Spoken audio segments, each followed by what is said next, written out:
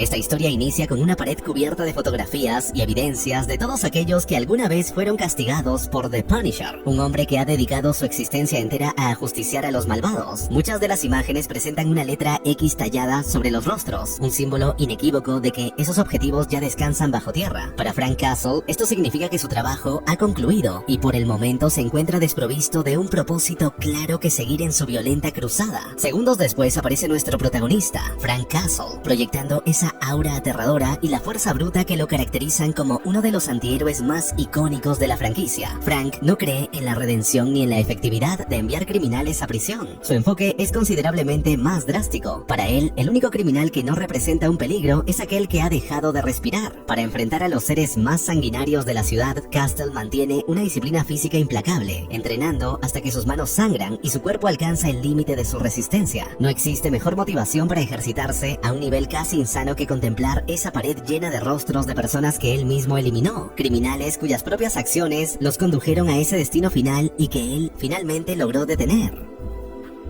Luego de una sesión de ejercicio bien lograda y de ingerir un par de energizantes mezclados con whisky, no existe nada mejor que regresar al trabajo. Sin embargo, al no tener criminales que perseguir, Frank se siente profundamente frustrado, al punto de destruir su pared de logros en un arranque de ira, buscando desesperadamente reemplazar las caras viejas con objetivos nuevos. En ese instante, la escena cambia drásticamente para mostrarnos que la ciudad se encuentra sumergida en un caos total. Hay disturbios violentos en las calles y los ciudadanos están furiosos por la creciente ola de crímenes que azota cada barrio. La policía se ha visto completamente superada, siendo incapaz de actuar, lo que ha llevado a muchos jóvenes a tomar la justicia por sus propias manos. Pero como era de esperarse, junto a los jóvenes bien intencionados aparecen los oportunistas, quienes aprovechan las manifestaciones para saquear tiendas de personas inocentes, desvirtuando lo que supuestamente era un movimiento por la paz. A través de programas de radio y televisión, aquellos que no tienen el valor de salir por miedo a ser lastimados, claman por un milagro, alguien o algo que pueda ayudarlos a detener esta espiral de violencia, ya que todos se están matando entre sí y la ciudad se ha convertido en un completo infierno.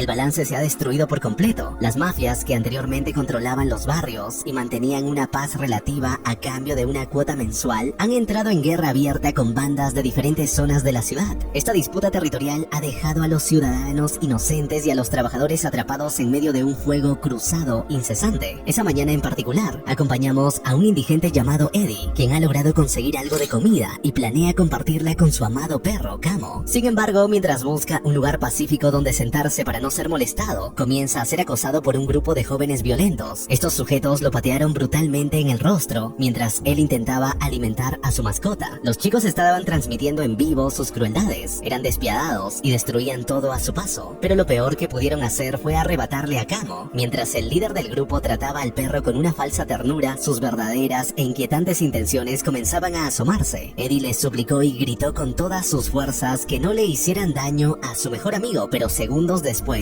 un camión de basura apareció por la calle. Los últimos instantes de vida del querido Camo los pasó recibiendo caricias del chico que, en un acto de pura maldad, lo arrojó contra las ruedas en cuanto tuvo la oportunidad.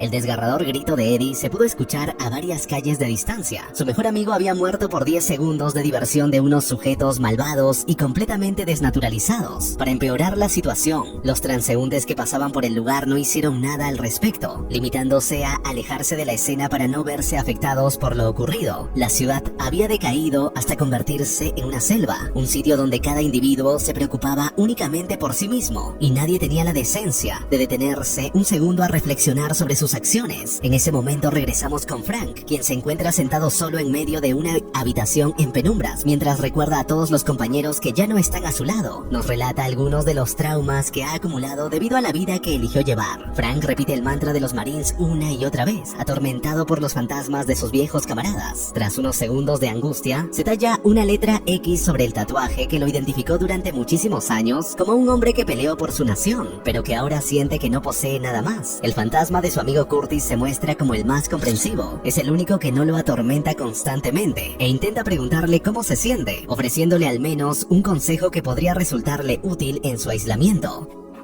Unos minutos después, Frank busca una maleta y la llena de armas, pero no con la intención de ir a la guerra, sino para cerrarla con un candado y ocultarla en un casillero sellado bajo llave. Tras poner todas sus pertenencias en un lugar seguro, sale de su casa para caminar por las calles y observar el pandemonio que se extiende por todos lados. Mientras esto sucede, visitamos una cafetería cercana que pertenece a un hombre llamado Dre, quien trabaja a diario con la única motivación de proveer todo lo necesario para su pequeña hija, Charlie. Ese día en particular, un sujeto errático y bajo los efectos de las drogas entra al local para pedir un café. Dre tiene experiencia lidiando con este tipo de individuos, así que con calma le pide que haga la fila y le asegura que le servirá su pedido, como siempre. En ese momento aparece una noticia en la televisión informando que toda la familia mafiosa Gnucci ha sido masacrada. Debido a esto, ahora solo quedan unos cuantos grupos criminales menores que se disputan violentamente la zona donde ellos viven. Un segundo después descubrimos la razón por la cual Frank se encuentra tan traumado. Fue él quien aniquiló a la familia Gnucci. Ahora siente que es en parte su culpa que la ciudad se haya convertido en un infierno, ya que los Gnucci, aunque extorsionaban el territorio, mantenían una paz que ahora se ha fragmentado. 2 segundos después, Frank aparece en la cafetería, toma el café que originalmente estaba destinado al sujeto perturbado y sale del local para disfrutarlo en paz por un momento. Mientras se aleja, alcanza a escuchar al hombre desvariando, gritando que los monstruos vendrán por él y que viven dentro de las paredes. Al mismo tiempo, al fondo de la escena se observa al grupo de jóvenes que asesinaron a Camo, atacando a un transeúnte para robarle todas sus pertenencias. Ante la total inacción de las autoridades para detenerlos, incluso aquel oficial de policía que anteriormente intentó escapar del tumulto aparece ahora en una esquina, siendo blanco de un ataque brutal por parte de varios sujetos mientras su patrulla arde en llamas. Durante todo este proceso de destrucción, abusos y maltratos generalizados, Frank continúa caminando con una indiferencia absoluta, como si nada de aquello fuera con él. Después de varios minutos, un automóvil de lujo pasa muy cerca de su posición y reduce la velocidad justo cuando lo tiene al lado. Frank lo nota de inmediato y sabe que debe mantenerse alerta. Finalmente llega a su destino, el cementerio local donde reposan los restos de su esposa y de su hija. Allí deja la llave del casillero donde ocultó sus armas y se toma un momento de intimidad para conversar con ellas.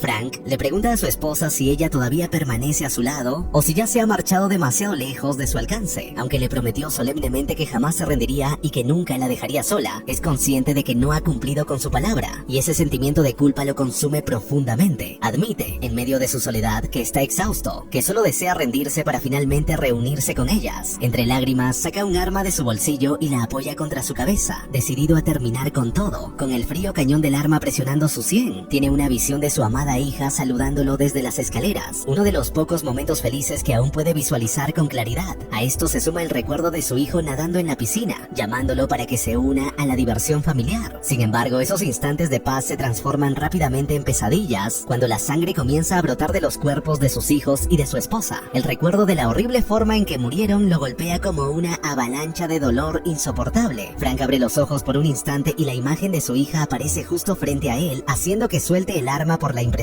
Ella luce mucho más angelical que en sus visiones previas y aunque no emite palabra alguna, lo saluda con inmenso cariño. Esta señal es suficiente para que Frank comprenda que ese no es el camino para partir, aunque se enfurece por la naturaleza efímera del momento.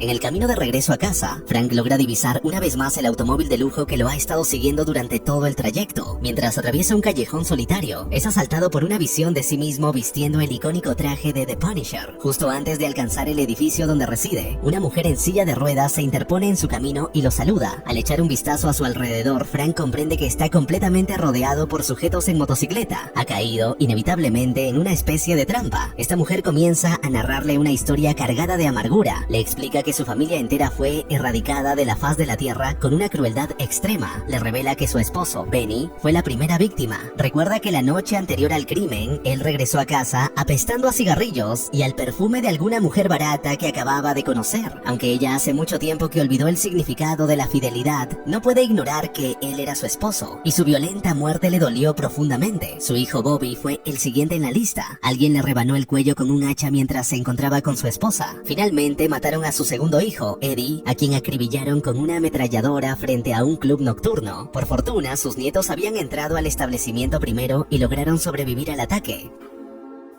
El último en morir fue su príncipe, su hijo más adorado, el joven Carlo. Lo último que ella recuerda del ataque donde su pequeño falleció fue la hora marcada en el reloj del automóvil, las 6:47. Esos 3 números se quedaron grabados en su mente para siempre y los ha estado repitiendo durante meses como si fueran un castigo perpetuo. Mientras la anciana narra las muertes de toda su familia, Frank se da cuenta de que recuerda perfectamente cada una de ellas y lo hace porque él fue el ejecutor material. Ella le está hablando sobre la familia Gnucci, la misma que él aniquiló a sangre fría en su camino de venganza. Frente a él se encuentra la matriarca de la mafia, quien ha quedado postrada en una silla de ruedas y acompañada por un par de matones que, con seguridad, la traicionarían por un 10% más del dinero que ella puede pagarles. Al terminar su historia, la mujer hace un esfuerzo para levantarse con la ayuda de sus muletas y le dice a Frank, con un odio visceral en su voz, que es como un animal hambriento de sangre que nunca se sacia. Le recrimina que le arrebató todo lo que poseía y que, a pesar de ello, sigue respirando, esperando una muerte que no merece y siendo castigado con una soledad que parece no tener fin.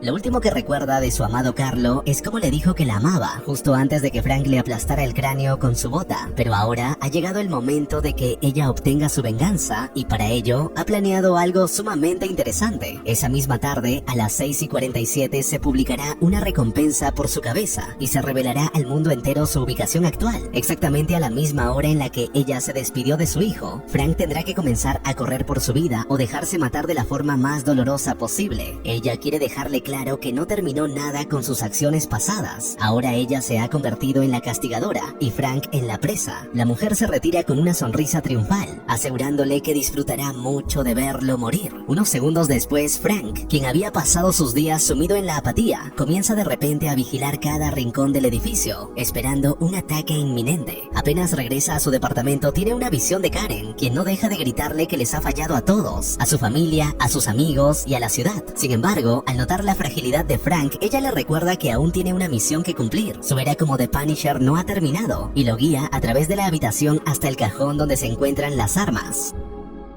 Luego de eso, la urgencia se manifestó a través de la mirilla de su departamento. A lo largo de todo el pasillo, se divisaban numerosos hombres enmascarados, armados con palos y tubos, buscándolo con el único deseo de asesinarlo y cobrar la cuantiosa recompensa. A Frank se le agotaba el tiempo. Aunque el dinero solo podía reclamarse oficialmente después de las 6:47, había muchas personas que lo odiaban profundamente solo por ser quien era y estarían dispuestas a matarlo incluso de forma gratuita. A través de la mirilla, Frank observó cómo los hombres destrozaban con un machete la puerta de su vecina, una mujer que vivía sola e indefensa con su pequeño hijo, Isaías, quien siempre lo saludaba con cariño cada vez que él salía de casa. Ahora era el momento de tomar una decisión crucial. Los gritos de terror de la madre y del pequeño se escuchaban por todo el edificio. Unos segundos después, un líquido comenzó a filtrarse por debajo de la puerta. Antes de que Frank comprendiera qué sucedía, el fuego se propagó por doquier. Era gasolina. Los sujetos planeaban quemar el pasillo entero si era necesario para cumplir su objetivo.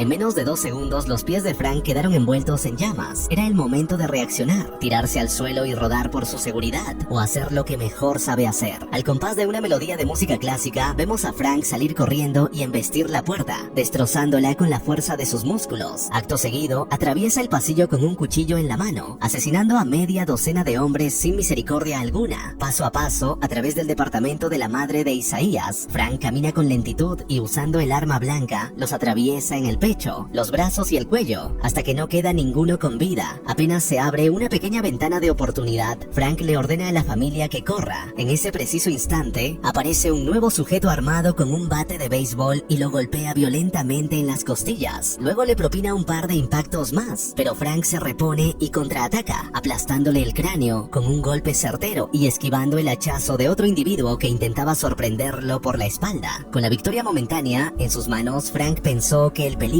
se había disipado, pero fue entonces cuando se escuchó un disparo seco proveniente del pasillo y el grito agónico de un sujeto que acababa de ser asesinado.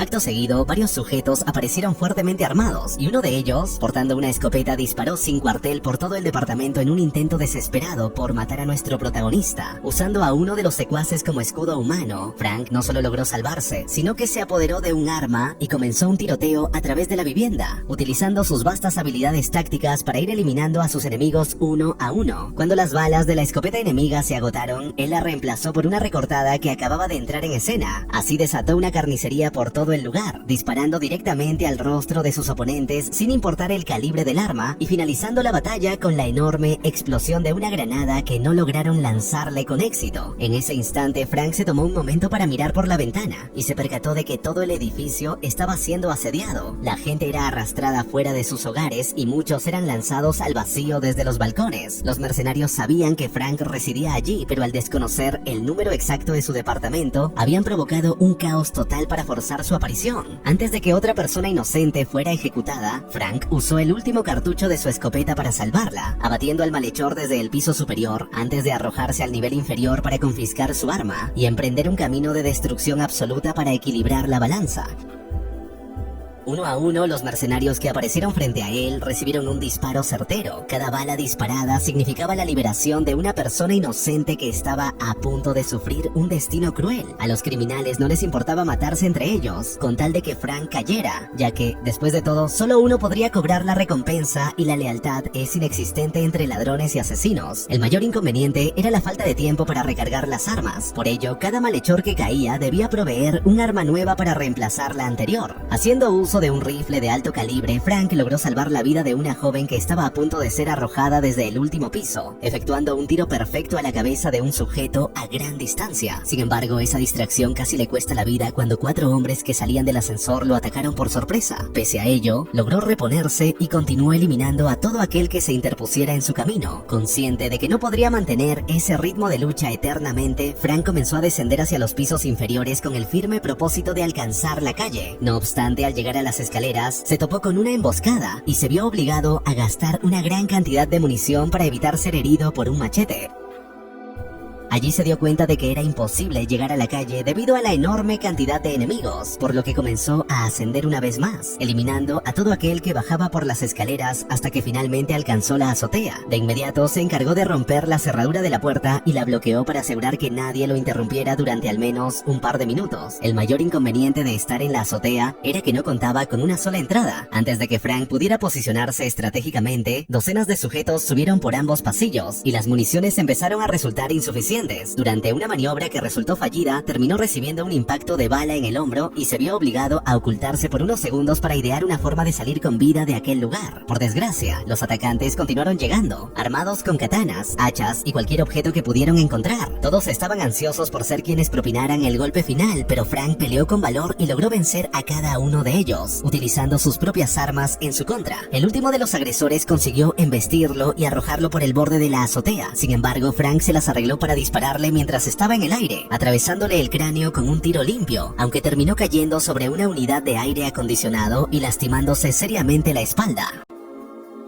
Aún así, siguió adelante. Ya había pasado por demasiado como para morir simplemente por una caída de un par de pisos. La mala noticia era que la calle seguía sin ser una opción viable, pues había demasiados enemigos y la anciana se encontraba parada en medio, esperando pacientemente el momento de verlo morir. 2 segundos después, más sujetos alcanzaron la azotea, por lo que no tuvo otra alternativa que lanzarse hacia unos andamios de madera, dándose un tremendo golpe, pero logrando caer a salvo a mitad de la estructura del edificio. Fue allí donde el líder de una banda criminal arrojó a uno de sus secuaces para que lo persiguiera, pero calculó mal el salto y el joven murió en el impacto. Luego de unos segundos y de un impacto final contra el suelo, Frank llegó hasta la calle e intentó perseguir a la mujer, pero los hombres que seguían reconociendo su rostro lo atacaban constantemente, obligándolo a retrasarse para vencerlos. En ese preciso instante se le presentó una nueva decisión crucial. La tienda de Dre, el hombre amable que le había servido el café y quien trabajaba únicamente por el bienestar de su pequeña hija Charlie, estaba siendo atacada por unos sujetos que pretendían incendiar el local y llevarse a la niña. Frank tenía que decidir, de un lado, la posibilidad de matar a la anciana que puso precio a su cabeza, del otro, ayudar a un hombre honesto que lo había dado todo por su hija. Para Frank, la decisión fue sencilla. Siguió caminando hacia la anciana. Quería apretar su cuello con tanta fuerza que la vida se escapara de sus ojos, pero unos segundos después escuchó la voz de la tierna Charlie, suplicando por ayuda mientras su padre era sometido por los sujetos y golpeado brutalmente con un bate de béisbol. La forma en que Charlie gritaba papi le recordó vívidamente a su propia hija, por lo que Frank regresó corriendo para ayudarlo, mientras la anciana se retiraba en su auto, mirándolo con odio y segura de que él no sobreviviría a la noche. En el camino hacia la cafetería, Frank logró derribar a uno de los motociclistas que apoyaban a la anciana y le arrebató su arma. Con ella en mano, asesinó a los 4 sujetos que golpeaban a Dre y luego entró al local, ejecutando a todo aquel que portara un arma y auxiliando a la familia. Uno de los sujetos terminó con el cuello cercenado, dejando que su sangre cubriera las donas que Dre preparaba cada mañana. El último terminó con el rostro quemado por una jarra de café que Frank utilizó para destrozarle las facciones. Antes de que Frank pudiera asegurarse de que Charlie y su padre estuvieran a salvo, un enorme ruso entró al lugar. El hombre estaba sin camisa y armado con un cuchillo, el cual utilizó para atravesar el hombro de Frank, causándole una herida profunda. El gigante musculoso y lleno de tatuajes atacó a Frank con toda su fuerza, aprovechando la herida abierta para torturarlo y causarle un dolor insoportable. Fue en ese momento cuando nuestro Punisher utilizó un bolígrafo para apuñalarlo en las costillas y acto seguido lo hirió una docena de veces más en el cuello, el rostro y los brazos, hasta que finalmente logró matarlo. El gigante terminó ahogándose en su propia sangre. La escena dantesca y sumamente traumática concluyó cuando Frank se extrajo el puñal del hombro y caminó con dificultad hacia la salida de la cafetería. Justo antes de alcanzar la puerta, Charlie lo abrazó y le dio las gracias por haber salvado a su familia. Dre, quien apenas lograba ponerse de pie, estrechó a su hija con fuerza y miró a Frank para agradecerle sinceramente por su intervención. En ese instante, Charlie le pidió que esperara un momento y le regaló una rosa que había fabricado con sus propias manos. Con esa sonrisa genuina, logró ablandar por un segundo el corazón del asesino más letal de la ciudad. Ante el sonido inminente de las sirenas, Frank abandonó el local y salió a la calle, mientras la multitud seguía saqueando los negocios cercanos y los cadáveres se amontonaban por doquier. Segundos después, la policía finalmente hizo acto de presencia con varias patrullas para acordonar el área, acompañadas de ambulancias para socorrer a los heridos. En el caso de Frank, él continuó caminando hasta llegar una vez más al cementerio, donde procedió a limpiar toda la basura que se había acumulado sobre la tumba de su familia y depositó la rosa que Charlie le regaló sobre la lápida de su hija. Allí le dio las gracias por haber permanecido a su lado en ese momento crítico. Unos segundos después, se percató de que la llave del casillero, donde guardaba su uniforme y sus armas, todavía seguía en su lugar, así que la tomó y afirmó en voz alta que tal vez era momento de seguir adelante hasta conseguir una última muerte. En la siguiente escena vemos al joven desalmado que asesinó a Camo caminando libremente por las calles, a punto de golpear con un bate a una anciana indefensa. En ese instante aparece Frank, o mejor dicho, The Punisher, quien le propina una patada con una fuerza tan brutal que lo arroja contra un poste. Luego le coloca un cuchillo sobre el ojo y cuando está a punto de ejecutarlo, aparece Eddie, pidiéndole por favor que no manche su gorra con sangre. El chico, asustado y demostrando la cobardía que lo caracteriza, devuelve la gorra sin dudarlo. Sin embargo, cuando Eddie le revela a Frank la atrocidad que el joven cometió contra su perro, The Punisher voltea y le arroja un hacha directamente a la espalda antes de que éste logre huir. El especial llega a su final con una imagen imponente de Frank portando su uniforme táctico y luciendo el icónico símbolo de la calavera en el pecho.